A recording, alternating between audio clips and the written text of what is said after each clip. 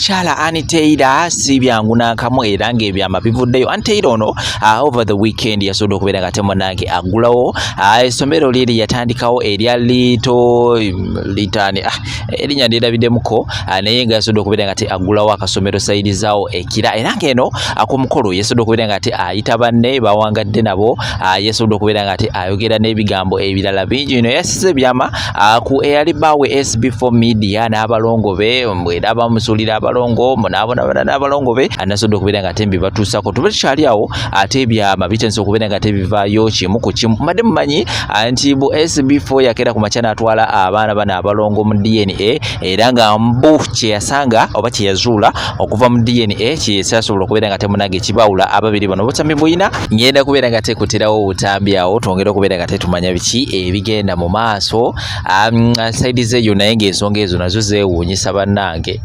zeewuunyisa abaana mbere gate mubatwala ku DNA kubanga tomanya ddala kituufu kye kigolabirira wo oba si wo. There is a very question mark. So ebyama ebyo we nabangu bikujiddeko genda kubeera nga tekwogereza ko omutambi bulala mungi nnyo ku nsonga nga bwe ziri mu kubeera nga tezitambula mu ggwanga lyattu Uganda. Tulaba tuzikalira akatambiitirako ekigalalo ke nga sharingira ku banno bategeeze nti Fahad alina ekipyasa asobola okubeera nga atuleetera Shekasha Musumbu wa Dduwa wansi okudamba esimu nzita ku busitikazi ajja kukulombera edduwa ng'omufunye ajja kubeera nga akozesa amaanyi okuva mu Quran mwekwate tojja kubeera nga wejjusa tobulabulana bizibu nga Sheeka waali. So katusimbule n'ensonga zino eza Anitaida eza DNA SB4 sakone mama Fina temubaawo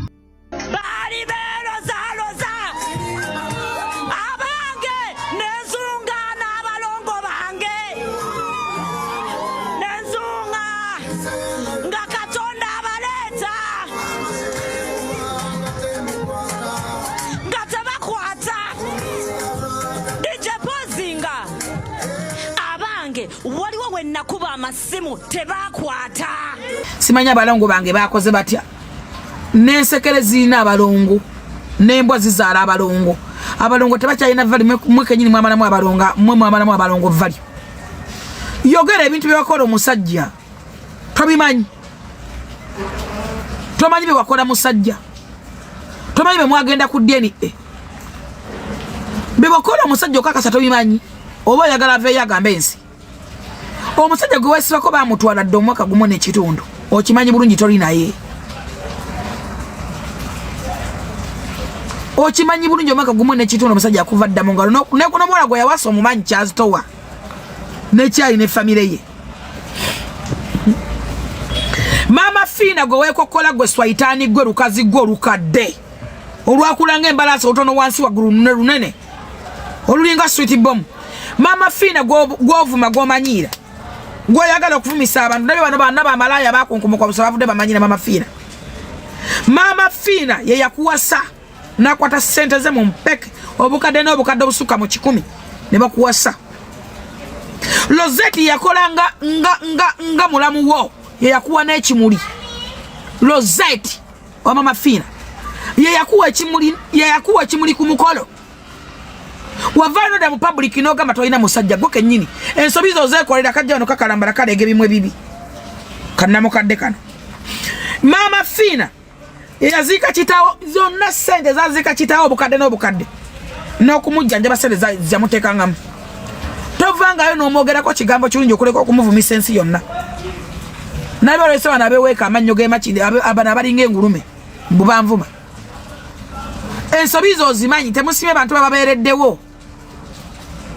Obusabo gye wabugabanga ku TV gye mukola omanyiyo.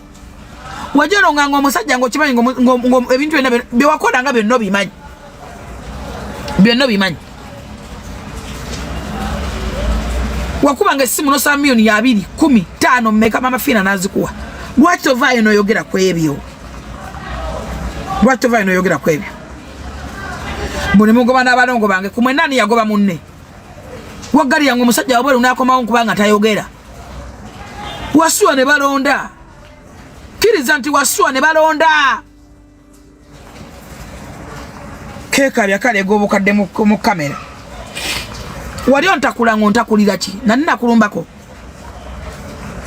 Olwokuba njagala Mama Fina yagala mbu muwala ne nze pala ne mama wange.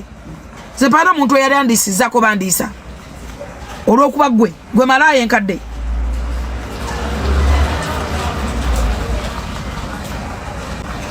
okimanyi bulungi nti omwana w'abantu yatwala omusajja ne bazimba n'amaka ne bayingira ensi vaayo gibuulira amazima weegaana omukolo we mu public ng'oli ku YouTube channel kubanga onoonya kabampaano oyagala bakusondere Rosette ekimu kyali akuwanga bakuwasa nakyo tokijjukira Mama Fino omukolo gwe yakukolera n'ateekamu emyono ezisukka mu 10 togujjukira togumanyi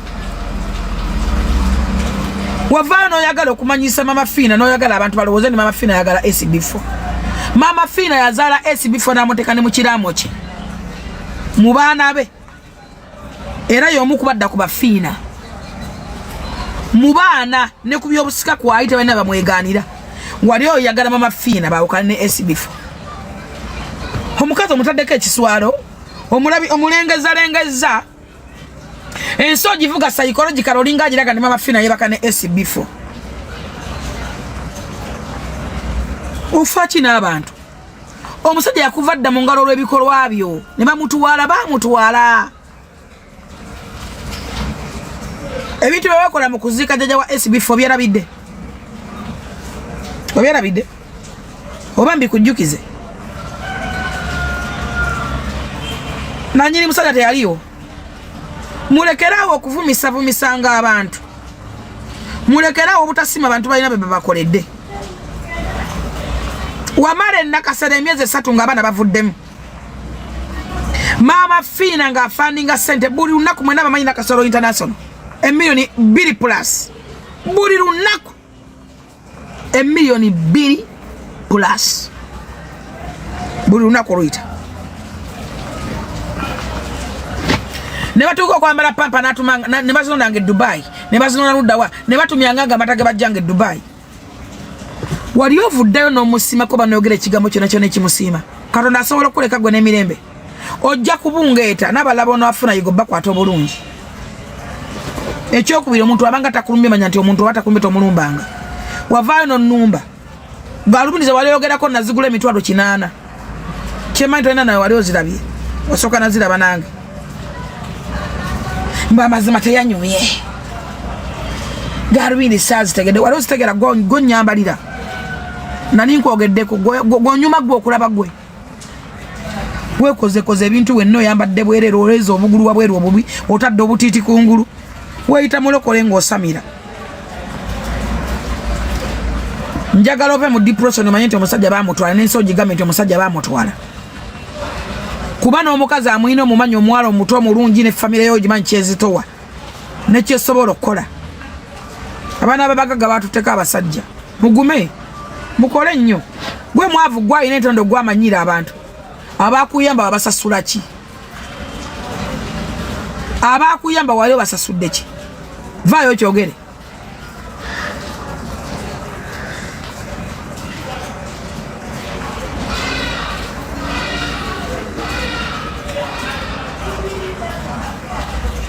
byonna bimala bina mudiba bivudde bimanyira Mama Fina ndabye kali akawumba obusolo akasubiza abantu embaga ne kabba abantu ssente nako mbukogera kafunte ntama mukazi ayina ebbero oyinza okugamba kiswa n'abasajja balina ennaku muliraba mukaleega naye bonna alifubutulamu oyinza okugamba sesota kirungi kiki olina ku mubiri gwo ne tribe yakuyambako kubanga batera okuzaala abalungi naye gwalinga eŋŋamiya senasimanyi ndimu tribe babeeramu n'ababi gwe yakulanga eŋŋamiya wetunuulire oyina otugulu tulinga tuspeak we tuti oyina ebbeere oyinza okugamba mutwe gwa bajjo gwe gumuli mu kifuba yeyambula olaba bala terinywa kulaba ng'oli mu ngoye watanga ebibeere byonna ensi eraba omukazi omukulu omufumbo kwejja emyaka wali okakasaani njagala okujjukiza ensi nti gwasooka okumpalampa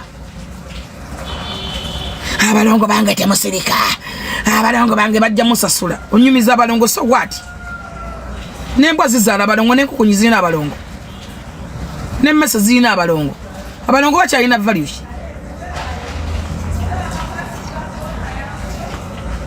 Nalongo yasamanga bwato nga gwe boyasamire banalongo bayisanga mwe mweyisa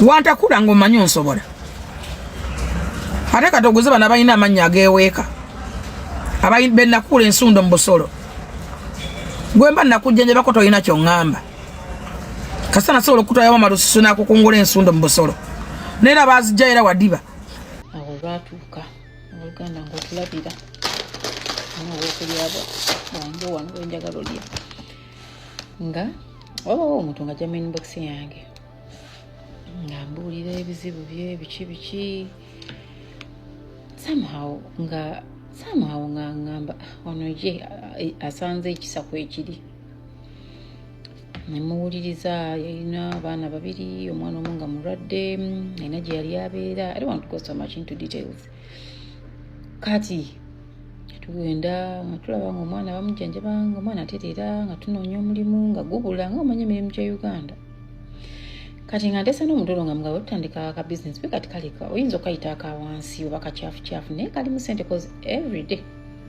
abantu bakeetaaga. She accepted ndi mugabo neffe tugenda okukolerako for 1 year tugenda making sure nti omwana alina fees abaana babiri basoma era bafuna ebyetaago by'essomero nga bagenda neyanziza mugomo wakati gwesigaza wano okole twapangisa edduuka ennyumba ya mizigo ebiri maaso dduuka mabega basuulayo ng'akolera mu maaso nga nebya transport ko gatwegezako okulaba nga tumuggyako costs zonna waki njogedde ebintu bino abantu bagenda kumbuuza naye ndabbabuulira ensonga nze nno ndwawo okuleeta ebintu by'abantu bange wano naye olumu abamu muyitirira waliwo oli gonna bagambye yabba ebyuma by'abandi yafuna omusajja n'amubbisa ebyuma by'abandi oyo ye ng'omutadde ku bbali kati nnono kamuba omulala omwana yafa n'atusigala nga atulabiriza omwana eyafa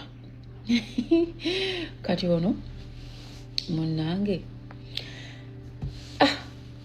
nga tuva ku mukyala abaana batandika okusoma tubawa ebyetaago mukyala nga tandika kukola ddala twali tuyisigazzaayo emyezi ekinene nnyo nga actually taamu eno ejja bweggwako yes abaana fe twali tukyabawa fees n'ebyetaago kubanga ali mu busobozi tukkiriza nti ali mu busobozi obubaweerera unless ng'omuntu waffe agenze n'alaba naga bizinesi ekyabulaabulamu either tubaggyeko ebyetaago tubaleke ku fees kakati munemwe tuzungira ku intaneti kuno ku TikTok kuno neggo mayi muno teri muntu akukyawanga muntu gwe wali oliisizaako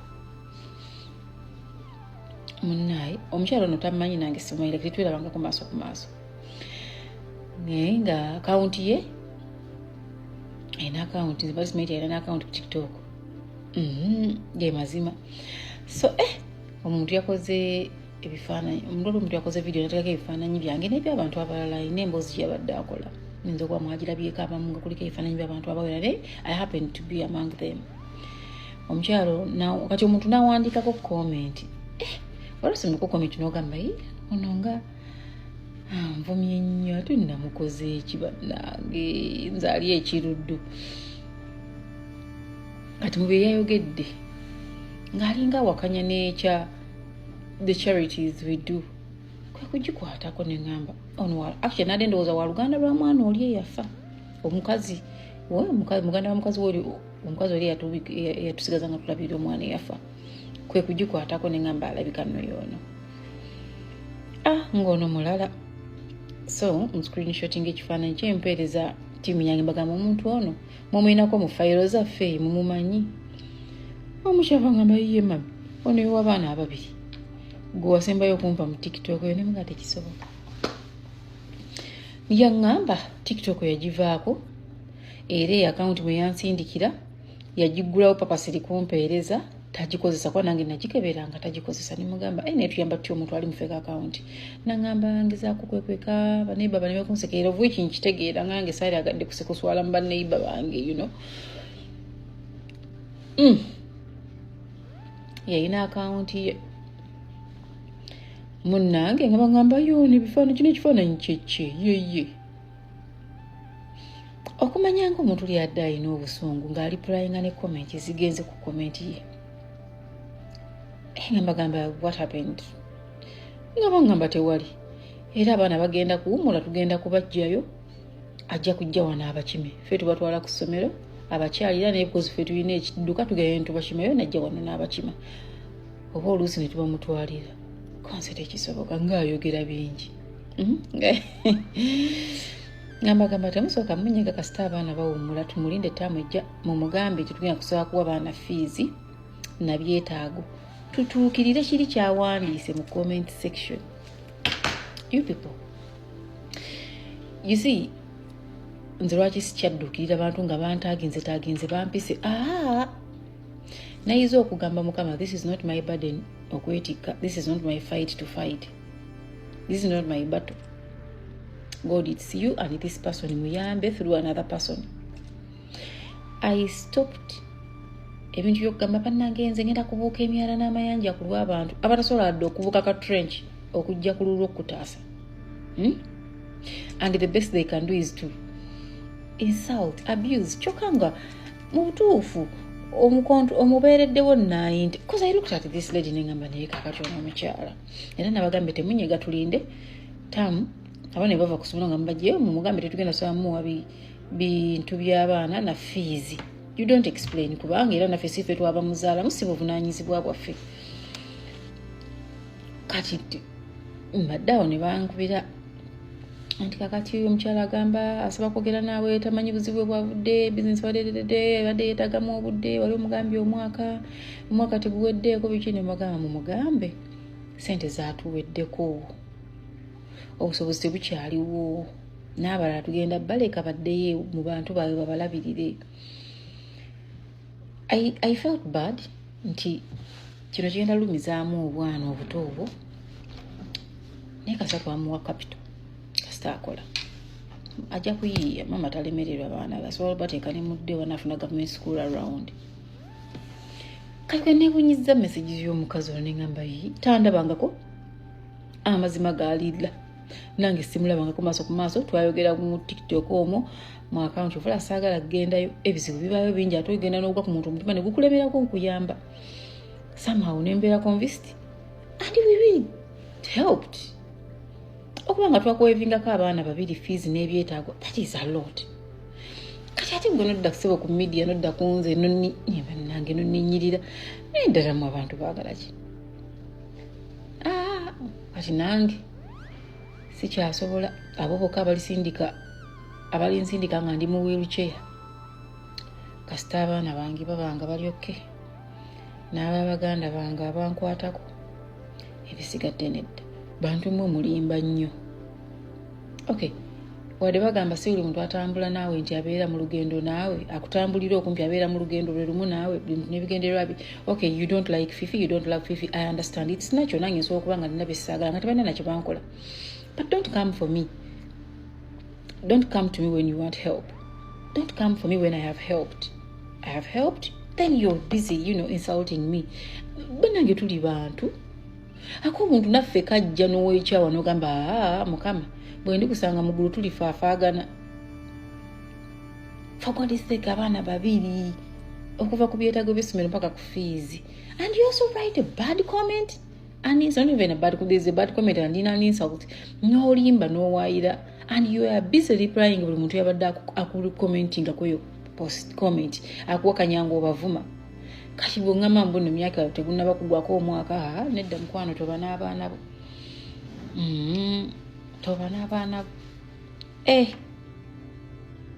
Sikiba sikyayingira mu bintu by'abantu. Omuntu omuleka n'abonaabona n'ebizibu bye nawe n'olinda olulwo mutama. Aye mubaawo nga muga tuli babi. Naye kati mwamwagala ki? Kanzire n'ekiruddu ku waadi nzisaako nnyiiza. N'olusozi olugaanyi.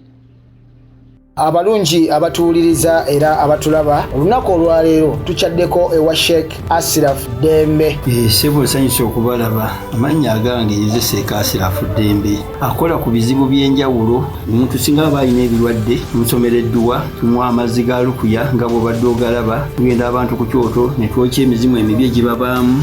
N'okulomba edduwa abantu singa abeera ng'ali wano atuuse sobola okumulombera edduwa. Ne waba atatuuse nga mpadde amannya ge naye ng'ali wala. Neetaase enamba yange yeeno eri 0707363711. Nammwe bannyinaffe abali ebweru oyagala okuba nti oyagala okulombera ku dduwa ng'olina ebizibu viza zibuze amaka gakolongotana sente zikola zimpita mu ngalo ojja kumpeereza ekifaananyi kyo n'amannya go ebyo byokka bijja kummala nja kukulombera edduwa ojja kutereera. Olunaku olusembayo mu mwezi mba n'edduwa eyawamu ffenna n'abalwadde bange abakadde n'abapya. Salaamu alaikum warahmatullahi wabarakatuh.